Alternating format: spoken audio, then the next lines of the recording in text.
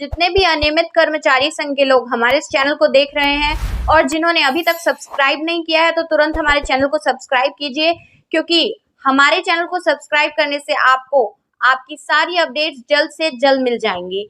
नीचे दिए गए हुए लाल बटन को दबाइए और बेल आइकन को भी दबाइए। आप देख रहे हैं न्यूज भारत 7। मैं करिश्मा सोनी आप सभी का हार्दिक स्वागत करती हूं। जैसा कि हम जानते हैं, अनियमित कर्मचारी संघ के लोगों का हड़ताल जो है 3 बिंदु शर्त पे स्थगित किया गया था। आज हम उनके प्रदेश अध्यक्ष रवि गढ़पल्ले जी से बात करने वाले हैं इसी संज्ञान में कि आगे क्या होने वाला है। सबसे पहले तो नमस्कार रवि जी। जी बहुत बहुत धन्यवाद करिश्मा जी, आपका भी। जी सर, मैं सबसे पहले आपसे ये पूछना चाहूंगी कि एकदम से अनियमित कर्मचारी की जो हड़ताल है 3 दिन बहुत ही जोर शोर से हुई और एकदम से उसे स्थगित किया गया। ऐसे में कुछ समूह का कहना था कि हड़ताल को स्थगित किया जाए, लेकिन कुछ समूह का यह कहना था कि हड़ताल को आगे जारी रखना चाहिए। तो इस संज्ञान पर आप क्या कहेंगे? जी मैडम, आपने तो पूरा कवर किया है उस आंदोलन को जी। लेकिन जो बातें 6 तारीख को जो घटित हुई थी रात के दरमियान जी, कि शासन प्रशासन पूरी तरह से लगा हुआ था, क्योंकि आंदोलन धीरे धीरे बढ़ते जा रहा था। जैसा कि आप बार बार मेरे को पूछते थे कि कल कितनी भीड़ होगी, तो मैं हर बार ये बोलता था कि आज जितनी है उससे दुगनी होगी। और ऐसा दिखने भी मिलता था कि 5 को जितनी भीड़ थी वो 6 को उससे डबल हुई, 7 को उससे और डबल हुई। तो इसी तरह वो आगे और बढ़ने वाला था भीड़। ये शासन प्रशासन धीरे धीरे उनको पता चल गया था कि ये लोग बहुत एकजुट होके आंदोलन पे आ रहे हैं, सरकार के लिए आगे जो है मुश्किलें खड़ी कर सकते हैं। जी। तो उसी परिप्रेक्ष्य में उन्होंने हमारे आंदोलन को दबाने के लिए सबसे पहले तो कोई बाहरी तत्व आते हैं और बोलते हैं कि आप लोगों की मांगे पूरी हो गई है, आप लोग हड़ताल छोड़ के चले जाइए। जी। है ना, हमारी एक कांग्रेस पार्टी के मंत्री से बात हो गई है, मंत्री जी ने हाँ बोल दिया, तो आप लोग यहाँ क्यों हड़ताल कर रहे हो? तो इस तरीके का हमारे लोगों को वहां से जाने के लिए बोलना, मतलब कोई बाहर से आके हमारे ही लोगों को, ताकि भीड़ कम हो करके भीड़ जी, को आपको कम गुमराह करने की कोशिश की गई मतलब। जी हाँ, ये एक प्रयास किया गया। इसमें जब वो लोग सफल नहीं हो पाए तो फिर उसके बाद जान से मारने की धमकी दिया गया भीड़ के द्वारा। उसके वीडियो वगैरह सारे चीज हमारे पास हैं। उससे भी कुछ नहीं हुआ तो चाकूबाजी की घटना वहां पर सामने आई। उससे भी कुछ नहीं हुआ तो सरकारी बस में ड्राइवर जो था, सरकारी ड्राइवर, वो नशे में धुत होके लोगों को कुचलने का प्रयास किया। वो भी आप लोगों ने देखा होगा वहां पर। जी, हमने वो कवर किया था। जी। तो एक तरह से आंदोलन को पूरी तरह से दबाने, कुचलने, मतलब हर प्रकार से जो है प्रताड़ित करने का, नेताओं को के ऊपर हमला करने का जो शासन प्रशासन ने यहाँ पर काम किया है, जिसकी वजह से हमारे कुछ साथी डरे भी। हमारे भी घर वालों के द्वारा फोन आया गया कि भाई चाकूबाजी की घटना और ये सब सुरक्षित है या नहीं है। तो उसके बाद भी हमारे सभी साथियों ने बोला कि नहीं, हम संघर्ष करेंगे, लड़ेंगे, और हम सभी शहीद भगत सिंह, राजगुरु चंद्रशेखर आजाद को प्रेरणा लेने वाले लोग हैं। तो इस निमित्तीकरण की मुहिम के लिए अगर हम लीडरशिप कर रहे हैं तो जान की बाजी भी लगाने की बारी आएगी, तो हम उसके लिए भी तैयार है। तो ये प्रण लेके हम आगे ही कर रहे थे, लेकिन लोगों का आक्रोश था। ये जो अलग अलग घटनाएं हुई रात में, उसको लेके लोगों को आक्रोश था। तो दूसरे दिन जब हम आगे पुलिस के बैरिकेड को तोड़ के आगे जाने का जब प्रयास कर रहे थे, तो बहुत भारी झूमा झटकी हुई। और झूमा झटकी के दौरान पुलिस प्रशासन ने वहां पर तात्कालिक व्यवस्था ये बनाई कि कमिश्नर रायपुर से आप लोगों की मुलाकात कराते हैं, कहीं बीच का रास्ता निकालते हैं जी। तो ताकि कानूनी जो है लॉ एंड ऑर्डर ना बिगड़े, लॉ एंड ऑर्डर मेंटेन रहे।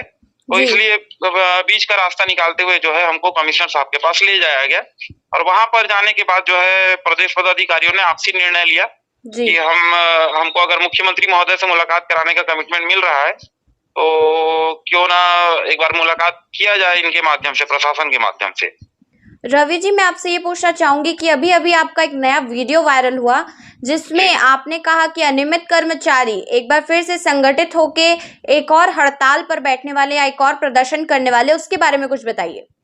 जी, मैं बताना चाहूंगा मैम कि कमिटमेंट कमिश्नर साहब से ये भी हुआ था कि किसी प्रकार की वैधानिक कार्रवाई ना की जाए करके। लेकिन दूसरे दिन 7 तारीख को जैसे ही हमारा हड़ताल खत्म होता है, सारा चीज सामने आता है मीडिया के सामने कि भाई समझौता हुआ है, इस बात पे बात बनी है करके। लेकिन हमको खबर मिलती है ऑनलाइन, जो वेब पोर्टल में हम जाते हैं पुलिस के, तो वहां से पता चलता है कि हमारे 3 साथी, नीलू ओगरे मैडम जो कि रसोईया संघ से हैं, दिनेश शर्मा जी हैं और संजू मिश्रा जी हैं। इन 3 लोगों जो हम हमारे प्रदेश के मेन मुखिया हैं, जी लीडर हैं, इन लोगों के खिलाफ जो है मामला जो है पंजीबद्ध कर दिया गया है। जबकि मैं बताना चाहूंगा हमारे ऊपर जो हमला हुआ था, हमारे साथियों के ऊपर जो चाकूबाजी की घटना हुई थी, उसके लिए जो हम एफआईआर करने के लिए गए थे रात को 1 बजे, तो जी वो एफआईआर अभी तक दर्ज नहीं हुआ है। तो इसी आक्रोश में जो है हम दोबारा जो है आंदोलन की तैयारी कर रहे हैं। एक तरफ जो प्रशासनिक अधिकारियों के द्वारा अगर हमको मुख्यमंत्री से मिलाया जाता है वो अलग जी चीज है। दूसरी ओर हम आंदोलन की भी तैयारी कर रहे हैं और संभावित रूप से 1-2 महीने के अंदर ही हम दोबारा आंदोलन पे आ रहे हैं। रवि जी मुझे ये बताइए कि आपके इस संघ में काफी संगठन के लोग जुड़े हुए हैं, अलग अलग संगठन से है, अलग अलग जगह से हैं, तो लाखों की संख्या हो जाती है आपके इस प्रदर्शन में। तो क्या इस लाखों की संख्या में सिर्फ कुछ ही लोगों का जो है नियमितीकरण किया जाएगा या फिर पूरे लाखों लोगों का नियमितीकरण होगा? क्योंकि अगर कलेक्ट्रेट में देखें तो हो सकता है कि कुछ एक संघ के लोगों का जो है नियमितीकरण किया जाए और बाकी सबका नहीं किया जाए, तो इस पर आप क्या बोलेंगे? देखिए मैम, इसमें बहुत सारे साथी जो हैं जी जो नियमितीकरण, डायरेक्ट उनका नियमितीकरण की बात अगर बोला जाए तो वो उनके लिए भी ठीक नहीं है और सरकार के लिए भी ठीक नहीं। जी इसमें ऐसी स्थिति है कि जैसे अंशकालीन जो कर्मचारी, जी वो नियमितीकरण की मांग बाद में मांग रहे हैं, उनकी अंतिम मांग भले नियमितीकरण है, जी लेकिन वो अंशकालीन से सबसे पहले वो पूर्णकालीन और कलेक्टर दर मांग रहे हैं। जी तो पहले सरकार उन साथियों को कलेक्टर दर पूर्णकालीन करे, है ना? जैसे जिनकी मानदेय कम है, जैसे रसोइयों की बात करें तो 1500 रुपए उनको मिलता है, तो कम से कम उनका डबल करे, 3000 करे कम से कम। जी फिर धीरे धीरे उसको कलेक्टर दर तक लेके आए और उसके बाद फिर उनके नियमितीकरण का द्वार मतलब ओपन होगा। तो जो ऑलरेडी कलेक्टर दर में है और दैनिक वेतनभोगी में है, संविदा कर्मचारी हैं या प्लेसमेंट कर्मचारी जी हैं, जी वो सीधे अगर उनको वो सारा क्राइटेरिया फुलफिल कर रहे हैं जो नियमितीकरण के लिए रहता है, जी उनकी वेतन और शैक्षणिक योग्यता अगर उनकी फुलफिल कर रहे हैं, तो वो लोग तो नियमितीकरण के पहले हकदार हैं, है ना? तो उन लोगों का नियमितीकरण पहले हो और जो लोग मानदेय बढ़ाने की बात है और अंशकालीन से पूर्णकालीन की बात है, जी तो उनकी मांगे अलग है। तो ये इस तरीके की बातें हैं और चूंकि हमारे महासंघ का जो मांग पत्र है उसमें 4 सूत्री मांग है, वो 4 सूत्री मांग में हमने अलग अलग क्लासिफाई किया हुआ है इसको। जी जी रवि जी मैं ये बोलना चाहूंगी कि आपने जो प्रदर्शन किया था जी उस प्रदर्शन के स्थगित होने के बाद जो है रसोइया संघ के जो महिलाएं हैं काफी नाराज दिखाई दी और काफी भावुक भी हुई, तो इस पर आप क्या बोलेंगे? जी मैम, निश्चित तौर पे जो साथी यहाँ पर रणभूमि में आए थे युद्ध के जी लिए, जी क्योंकि 7 दिन तक लगातार युद्ध के जैसा ही माहौल रहा होगा अभी तक के रायपुर के इतिहास में, जिस प्रकार से जंगी प्रदर्शन जी जी महासंघ ने किया है। और मैं महिलाओं का भी प्रणाम करना चाहूंगा क्योंकि वो लोग जो है दिन रात वहां पर लगे रहते थे। हमारे यहाँ जितने लोग के लिए खाना बनता था, चाहे खिचड़ी बने चाहे जो भी चीज वहां बनता था, वो सारा चीज की जिम्मेदारी मैडम लोग ही लेके रखे थे अपने कंधों के ऊपर। जी और एक पूरा एक विश्वास उनको था कि इस हड़ताल से कुछ ना कुछ जरूर निकल के आएगा। लेकिन जी भूपेश बघेल जी की सरकार जो है तानाशाही सरकार है, वो आपको पता है। इस प्रकार से आंदोलन को दबाने, कुचलने, पदाधिकारियों को दबाने, कुचलने, प्रेशर देने का काम जिस प्रकार से उन्होंने किया है, जी तो उसके कारण क्या है, हमको जो सफलता हमको मिलनी थी वो आशा के अनुरूप जो है सफलता नहीं मिल पाई है ना? इसकी वजह से निश्चित तौर पे जो महिला साथी आए थे जी उन लोगों को दुख जरूर हुआ होगा, लेकिन संघर्ष ऐसा नहीं है कि यहाँ पर खत्म हो जाता है। हम तो जी अपनी जान की बाजी लगा के भी आगे आंदोलन करेंगे। मुझे ये बताइए रवि जी कि जैसा कि हम जानते हैं विधानसभा चुनाव काफी करीब है और जी ऐसे में आपको ऐसा महसूस होता है कि सरकार चुनाव जीतने के लिए जल्द से जल्द आपकी मांगों को पूरा करेगी?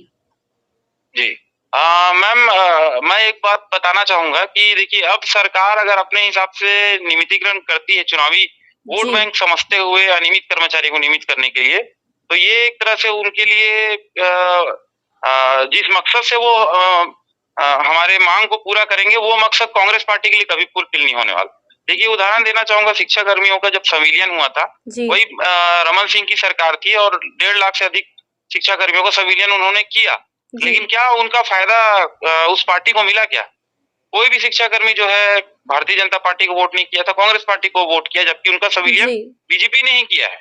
जी तो जी ये इसलिए कि अगर आपको भूख अभी लगा है और अभी आपको खाने की आवश्यकता है और आपको अभी अगर खाना कोई देता है, तब आप उसकी देने वाले की वैल्यू को जी जी समझोगे। जी लेकिन आपका भूख मर चुका है, उसके बाद अगर आपको खाना ला के देते हैं तो फिर वो वैल्यू जो है ना, आप जो दे रहा है उसकी वैल्यू फिर आपके सामने नहीं रहती। ठीक कांग्रेस पार्टी की वैल्यू आज अनियमित कर्मचारी संघ के लिए वही है।